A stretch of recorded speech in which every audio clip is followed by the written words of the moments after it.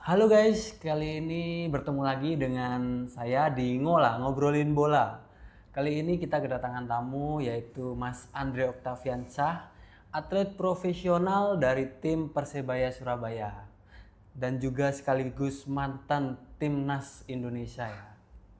Oke, kita sapa dulu. Selamat datang Mas Andre Oktaviansyah. Halo Mas, Gimana kabarnya? alhamdulillah baik. Alhamdulillah baik. Oke, Mas, kali ini mungkin dari kami ingin bertanya-tanya seputar sepak bola di masa sekarang dan juga perjalanan karir dari Mas Andre Oktaviansyah tersendiri. Oke, mungkin bisa kita mulai ya Mas ya. Boleh, boleh. Jadi ini pertanyaan pertama dari kami. Kalau boleh tahu ini sejak kapan Mas Andre menggeluti sepak bola itu?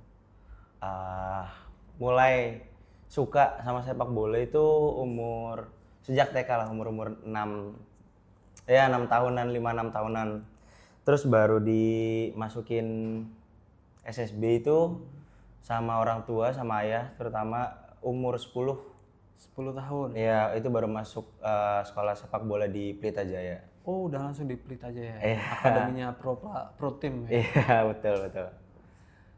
Itu emang sudah didorong untuk menjadi pemain sepak bola apa dulu cuman mengikuti hobi aja?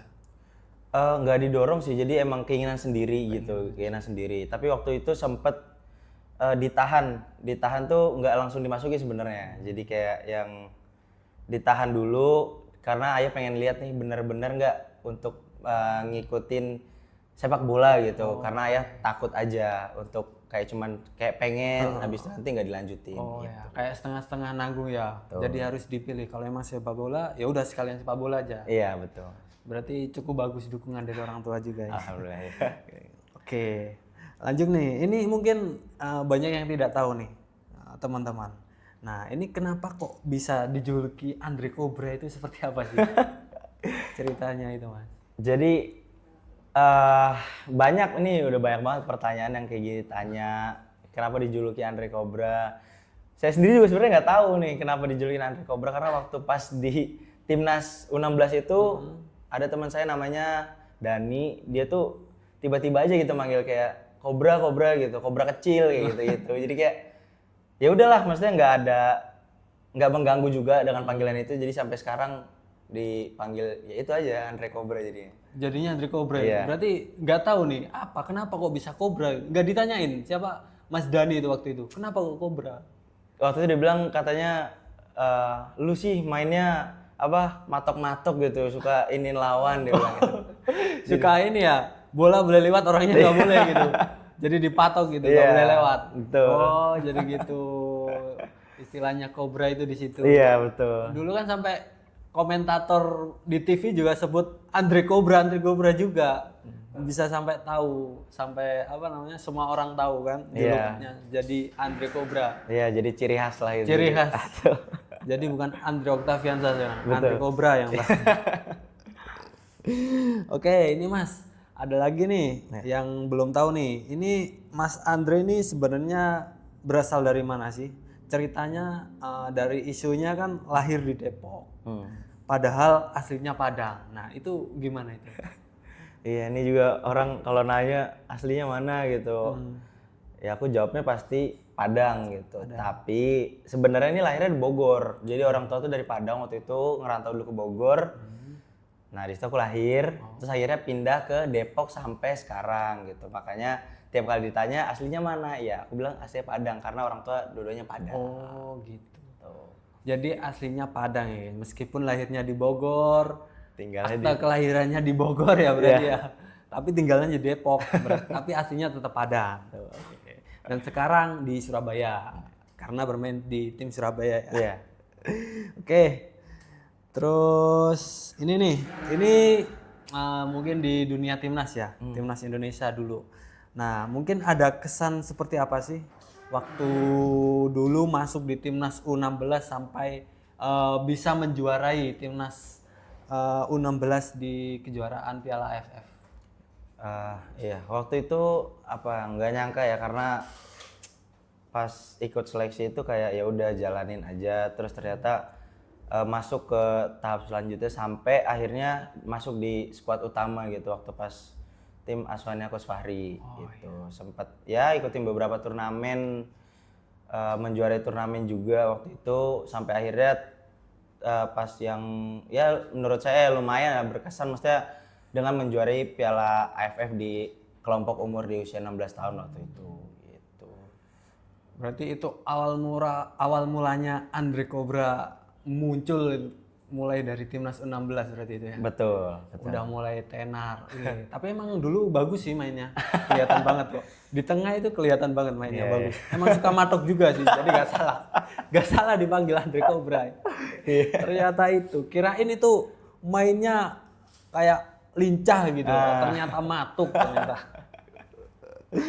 Oke nih, setelah dari timnas U16 lanjut ke timnas U19, betul. Betul. Lanjut ke timnas U19 waktu itu dilatih dengan Coach Sintayong. Iya, betul. Nah, mungkin bisa diceritain tuh perjalanannya waktu di U19 nih. Pasti banyak tuh. Pertama kali kan awal-awal dilatih oleh Coach Sintayong yang terkenal keras banget dan terkenal disiplin. Nah, mungkin bisa diceritain kejadian-kejadian waktu bersama timnas U19 dilatih Coach Sintayong itu. Seperti apa itu, Mas? Yang diingat? Iya, apa ya? Banyak sih, banyak. Terutama dapat pelajaran terutama tentang disiplin gitu, disiplin sebagai pemain seperti apa gitu, mengajarkan kayak kamu tuh kalau jadi pemain profesional harus seperti ini. Terus nanti kalau misalnya kamu balik ke tim, kamu harus nunjukin kalau kamu tuh kelasnya sudah beda gitu. Jadi kayak jangan sampai di tim lagi tuh nanti jadi sama lagi dengan yang lain kayak gitu. Terus apa pola makan dan lain-lain sama aja sebenarnya, tapi disiplinnya beda sih, emang agak keras orang. Tapi untuk pemain Indonesia itu keren banget. Keren banget ya. Ya. Contoh latihan yang paling berat dijalani waktu sama Sintayong? Waktu itu karena memang kan persiapan Piala Dunia, jadi mungkin lebih banyak fisik. Kayak waktu itu pernah naik turun tangga, terus skipping 20-30 menit tuh nggak berhenti kayak gitu. Jadi emang ya keras dan untuk diri kita sendiri aja. Betul, gitu. betul. Itu waktu skipping 30 menit kalau berhenti gimana? Diapain? Dijewer atau seperti apa waktu itu? Kalau berhenti itu ada kelas lagi nanti malamnya. Ada kelas lagi? Iya. Oh, berarti kelas tambahan. Overtime ya? Iya, Karena betul. sebelumnya belum bisa menyelesaikan gitu. Iya, benar. Wah, sampai segitunya ya. Keren sih. Mungkin ada kejadian apa nih yang lucu waktu di timnas U19? Kejadian lucu ya. Iya. Apa ya kejadian lucu? Mungkin Coach Sintayong ngapain, godain anak-anak atau seperti apa? Iya, Coach Sintayong itu sebenarnya kadang apa ya? Kadang nggak yang segarang itu, karena dia juga suka bercanda gitu. Tapi bercanda emang ya suka ini aja, kadang lebih jahil aja gitu bercanda. Ya. Jadi paling kayak Sintayong tuh nggak seperti yang dilihat kayak ih galak nih. Nggak, dia suka bercanda. Juga bercanda.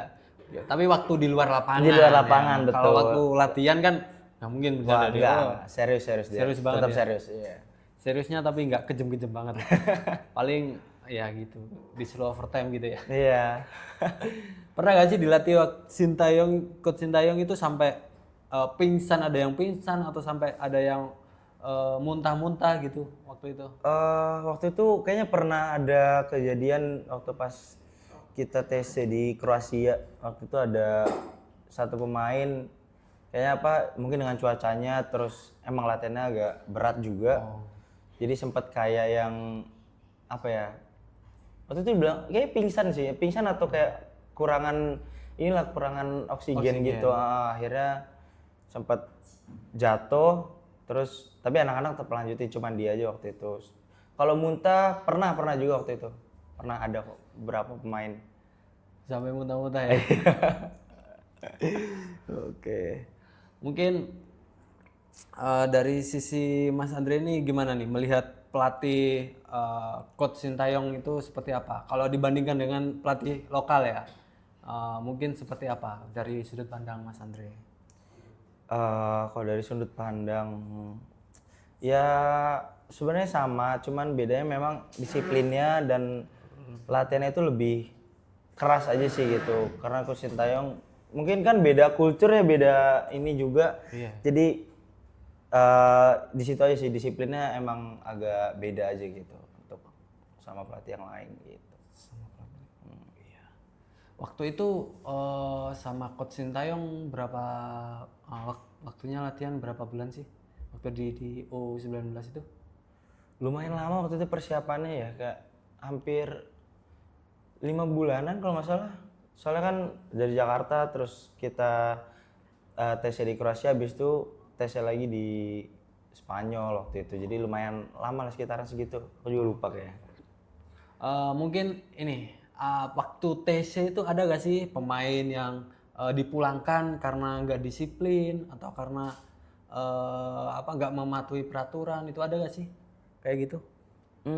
Waktu itu pernah ada kejadian cuman di Jakarta ya waktu itu, jadi nggak usah sebutin lah namanya. Iya, Jadi kayak ada pemain yang telat datang latihan gitu karena ketiduran, nggak tahu ya, karena ketiduran terus akhirnya ya udah dia nggak ikut berangkat tahap selanjutnya, maksudnya untuk tes selanjutnya waktu itu di Kroasia. Oh, Jadi Coach Sintayong tuh paling mulangin pemain karena satu cedera dan indisipliner sih. indisipliner. Betul. Oh, berarti nggak main-main, entah siapapun ya. Iya, siapapun. Meskipun mainnya bagus Benar. apapun, kalau dia nggak disiplin, nggak sesuai dengan yang diinginkan, udah langsung pulangin aja. Langsung pulangin. Wah, keren sih. Berarti Coach Sintayong ini tipikal orang yang menciptakan pemain ya. Betul, menciptakan pemain. Menciptakan pemain pro. Berarti keren tuh, harus ilmunya harus segera diserap itu mumpung masih di Indonesia ya. Betul. Masih di kontrak ini sampai 2027. Oke. Terus ini nih. Kita lanjut ke tim ya, ke tim Persebaya. Nah, waktu di Persebaya itu sejak kapan sih dikontrak sama Persebaya? Waktu itu 2023. Ya, 2023. Itu udah dikontrak sama Persebaya. Iya, betul. Awal kontrak Persebaya 2022-2023. Oke. Kemudian di Persebaya sekarang mungkin apa sih yang bikin Mas Andre mau bergabung di Persebaya? Yang pertama karena supporternya ya, waktu pas ada penawaran itu tuh kayak ngelihat supporter Persebaya tuh rame itu kan. Sebagai pemain kan ya terutama ada supporter supaya kita bisa nunjukin kemampuan kita. Kalau kita nggak ada supporter kan percuma kita nunjukin skill, nggak dilihat orang. Benar. Gitu kan. Jadi yang pertama ya karena supporter juga, dan ya emang pengen keluar dari zona nyaman kan. Waktu itu kan di Persikabo kan dekat rumah. Oh, iya. Jadi pengen coba tantangan baru aja. Gimana perasaannya ketika sudah bersama Persebaya? Insecure kah, apa langsung mentalnya langsung tinggi, pengen nunjukin atau seperti apa itu? Yang awal pasti pengen nunjukin gitu, karena waktu itu kan sebelumnya masih ada senior kayak Alwi, terus Hidayat yang satu posisi gitu kan, terus pasti asing juga. Jadi kayak pengen nunjukin gitu kalau saya ini dikontrak bener-bener karena emang punya skill dan emang ya Persebaya nggak salah itu untuk kontrak gitu, untuk kontrak saya kayak gitu. Keren sih. Tapi nggak salah target ini ya Persebaya. Udah cocok ini. Karena kan ya memang pemain muda kan, Betul. masih terus berkembang, masih Iya, jangka panjang. Betul. Betul sih. Terus ini nih, ini yang paling baru banget nih. Ini sempat ada kejadian viral ini dari Mas Andre. Udah beredar di mana-mana Mas Andre melakukan pelanggaran cukup keras nih. Yang dilihat di video kan seperti mau nonjok ini. Betul. Nah, mungkin bisa diklarifikasi atau mungkin bisa diceritakan seperti apa sih sebenarnya kayak gitu. Apa ya?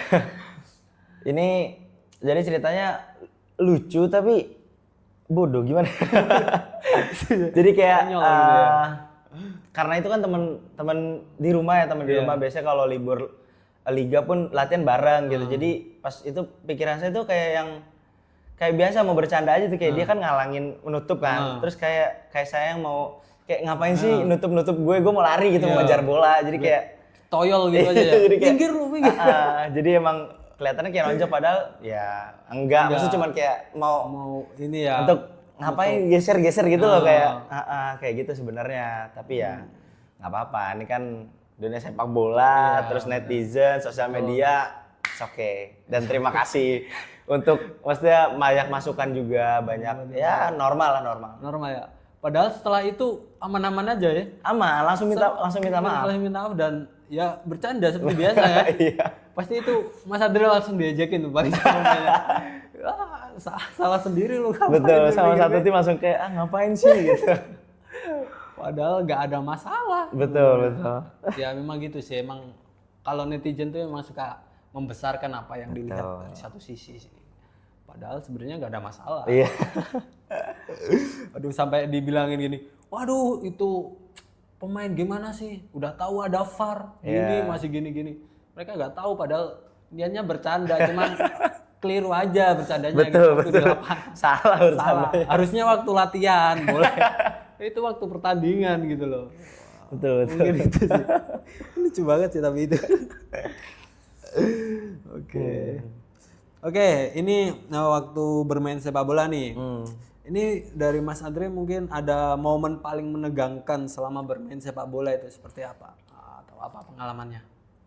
Banyak sih, banyak menegangkan, tapi satu aja waktu pas mau juara AFF itu yang pas adu penalti lawan Thailand, karena waktu pas di full time itu kan kita sempat unggul. Habis itu kan kebobolan. Jadi pas penalti itu sempat tegang karena kan saya kan diganti juga kan. Digantiin terus pas lihat yang lain damai itu kayak itu tegang banget. Itu momen yang paling menegangkan. Menegangkan ya. Betul. Oh karena aduh ini yang menentukan adu penalti. Betul. Apalagi di kandang sendiri kan waktu itu. Tapi mental anak-anak gimana? Masih oke apa yakin apa udah insecure mereka itu? Kalau yang di bench beberapa sih ya tetap ya maksudnya tegang, tapi pas tanya sama yang penendangnya sih ya ada yang pede, pendang pertama pede, terus maksudnya yang ke bawahnya tuh kayaknya dia agak kurang percaya, tapi kan kurang gitu. Iya. Tapi beruntungnya masih beruntungnya waktu itu Nando keren. Oh iya, Nando keren ya. Nando keren. U16 waktu itu save penalti. Kelompok umur 16 sampai senior sampai sekarang dia selangganan. Bruce Lee. Emang top dia. Berarti bisa dibilang MVP-nya Nando ini. Nando ya. Nando. Oh, iya. Keren sih. Gak apa-apa Nando, semangat. Habis ini nyaingin Mr. Pais. Oke. Ada nih. Mungkin momen lucu nih waktu bermain sepak bola. Ada gak sih? Momen lucu? Iya, waktu latihan atau waktu main. Kayak Mas Andre lihat, ih itu orang ngapain sih gini-gini. Atau seperti apa? Ada orang aneh mungkin. Momen lucu. Oh, ada waktu itu 16 kita kayak enggak punya sih, kayak waktu itu aku, Randy, Ziko itu pernah kayak botak bareng gitu. kayak pernah botak bareng waktu itu. Oh, kayak Nazar ya, bikin Nazar gitu. Iya, kayak bikin Nazar, benar. Waktu pas kualifikasi Asia waktu itu kayaknya. Waktu pas main di Malaysia. Gundul semua itu. Iya. Bertiga sih, aku, Randy, Ziko. Itu rambutnya hampir sama bentuknya. itu boleh dikirim kan nanti? Boleh kirim ya fotonya? Boleh. Nanti aku cari ke Mas. Nanti kita lihat seperti apa Mas Andre waktu gundul ya. Oke. Ini lagi nih ada. Mungkin Mas Andre punya ritual khusus nggak sih sebelum bertanding sepak bola itu? Ada banyak. Apa nih ritual yang harus ada? Ritual yang harus ada. Ini sih paling nonton ini video pemain idola aja.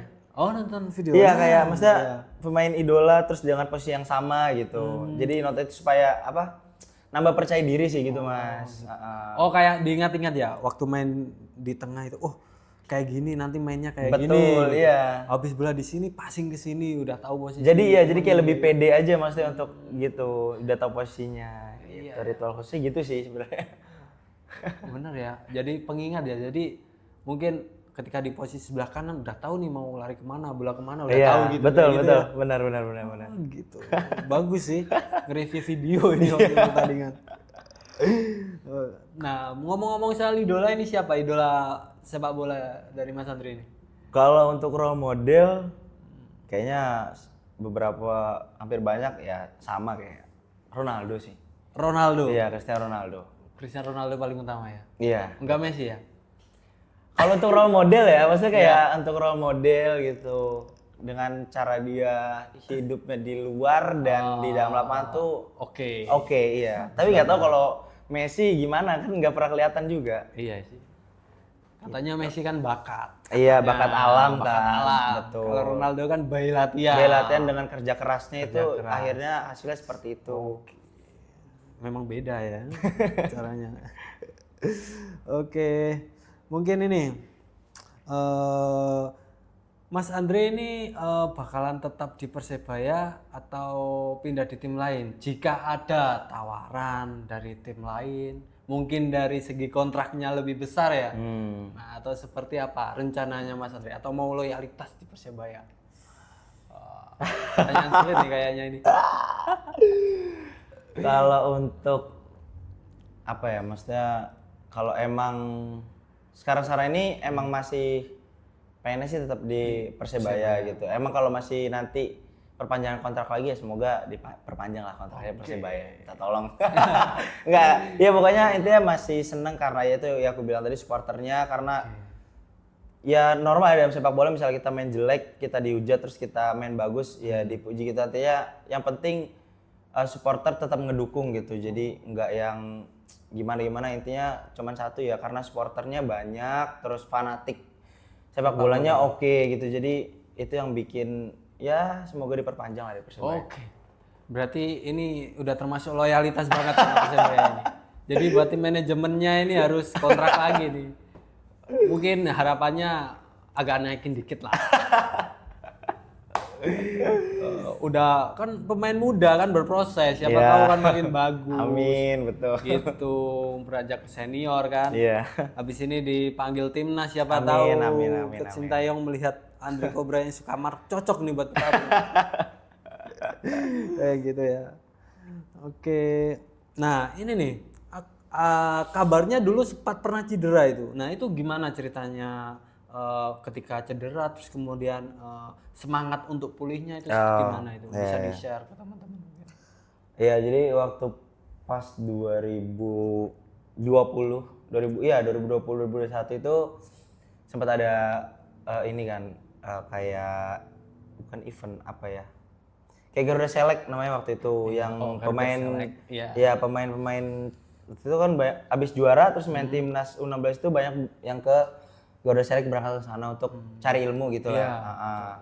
Jadi di pertengahan itu kena cedera meniskus lutut. Di Inggris jadi awalnya itu kayak syuting terus kaki kiri syuting terus kaki yang kanannya ini nggak ngikut jadi kayak ketahan gitu jadi cuman badannya yang muter. Iya. Jadi follow through-nya ya. Iya, terus kejadian operasi di sana terus ya pemulihannya lumayan lama lah dan semangat sempet down karena cedera itu benar terus vakum berapa bulan itu? hampir setahun. Hampir setahun. Iya. Itu nggak megang bola sama sekali atau cuma mungkin pemulihan sedikit jogging gitu apa nggak boleh harus istirahat? Harus istirahat. Itu 9 bulan itu istirahat cuman kayak pemulihan fokus di lutut. Terus baru 10 11 ya 3 bulannya baru back to lapangan lagi gitu. Baru ini ya latihan strength lagi ya. Betul ya. Baru kayak rasain feel lapangan. Gitu. Oke. Tapi menurut Mas Andre setelah itu apakah kualitas bermainnya Mas Andre merasa turun atau gimana tuh setelah terjadi itu? Kalau saya sendiri ada sih sedikit namanya, maksudnya bukan trauma ya, kayak emang agak beda aja gitu kalau yang habis dari cedera. Nggak performance-nya nggak yang kayak sebelumnya gitu. Karena kan emang orang yang kena cedera tuh spesial ya. Jadi kayak dia tuh harus lebih hati-hati lagi lebih hati-hati dan lebih apa ya, kerja keras itu harus lebih lagi karena supaya nggak terjadi lagi gitu. Benar. Keren sih. 9 bulan ya, rest ya. Iya. Nggak latihan itu pasti, aduh, Itu stres banget sebenarnya, stres banget. Mau kembali ke keadaan yang fit itu susah. Betul. Karena 9 bulan tuh cukup lama ya, Iya, ya. lama. Belum yang paling parah latihan fisik ya. Iya, fisiknya tuh balik fisiknya 3 bulan. Mulai lagi itu. Aduh. Oke. Mungkin lagi nih, aku pengen tahu apa sih yang diingat-ingat dari Mas Andre dari coach timnas Indonesia sekarang, Coach Sintayong. Pesan dan kesan yang pernah disampaikan Coach Sintayong itu apa yang diingat dari beliau? Iya, yang paling diingat ya itu tadi yang aku bilangin, masalah disiplin sama ya itu, kalau misalnya kamu balik ke tim, kayak kamu tuh harusnya lebih gitu, tunjukin kalau kamu itu di timnas tuh emang layak, maksudnya kayak beda dari teman-teman yang lain gitu. Jadi kamu harus jadi contoh bagi pemain yang lain tuh, oh ternyata pemain timnas tuh harus kayak gini ya gitu. Jadi ada gambaran untuk pemain lainnya gitu. Jangan kitanya malah ngikut balik lagi sama teman-teman, maksudnya kualitasnya maksudnya gitu. Kan dari disiplinnya juga dilihat. Mungkin dari dasarnya dulu kayak misal persiapan mau latihan udah siap duluan. Betul. Gitu ya. Kayak gitu ya. Kan biasanya kan kalau lokal kan males-males, baru mau 5 menit baru mau datang gitu. Iya, intinya kayak gitu sih. Oke. Terus ini nih. Apa nih rencana Mas Andre untuk 5 tahun ke depan? 5 tahun ke depan? Iya. Rencana 5 tahun ke depan, ya insya Allah masih aktif di dunia bola, terus mau lanjutin usahanya orang tua, nasi padang, jualan nasi padang. Iya, usaha nasi padang. Nasi padang apa nanti rencananya namanya? Nasi padang udah ada, namanya Andre Caniago. Oh, Andre Caniago. Rumah makan Andre Caniago ya. Di mana itu? Di Padang? Enggak di sawah, di dekat rumah kok, di Depok. Oh, di Depok. Habis ini buka di Surabaya. Amin. Iya, terus apa ya? Nikah kalau ada jodohnya. Oh, udah nikah kalau udah jodohnya. Iya. Target umur berapa tuh? Target ya. Iya, kan target. Kalau ada jodohnya 25 lah. 25 targetnya ya. Oke. Sebelum 25, oke, kalau jodoh. Fokus dulu ya. 25 aja. Oke lah. Jangan lupa diundang ya. Siap. Oke. Satu lagi nih Mas, terakhir mungkin Mas Andre itu ada gak sih pendapat Mas Andre untuk sepak bola sekarang yang banyak naturalisasi pemain diaspora kayak gitu, seperti apa sih pendapat dari Mas Andre? Apa ya, aku nggak mau terlalu banyak ini aja, yang penting timnas Indonesia sekarang lebih baik lagi lah gitu, maksudnya sudah jauh lebih baik dari sebelum-sebelumnya gitu. Yang penting kalau aku sebagai pemain lokal ya udah serahin gimana yang ngurus timnasnya itu aja, maksudnya kayak udah kalau emang banyak naturalisasinya selagi bagus, it's okay kan, yang bangga juga, maksudnya kan memang selalu ada pro kontra, nggak mungkin menyukai semua.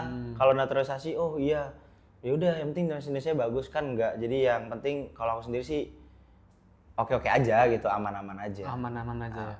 Yang penting 100% bela timnas Indonesia. Betul. Bela nama negara. Betul. Ya? Oke. Siapapun pemainnya bebas. Yang penting tetap fight. Betul. Mau belajar. Betul. Mungkin itu saja Mas Andre dari saya. Thank you ceritanya, pengalamannya terkait sepak bola, dunia sepak bola ya. Masa lalu hingga masa sekarang.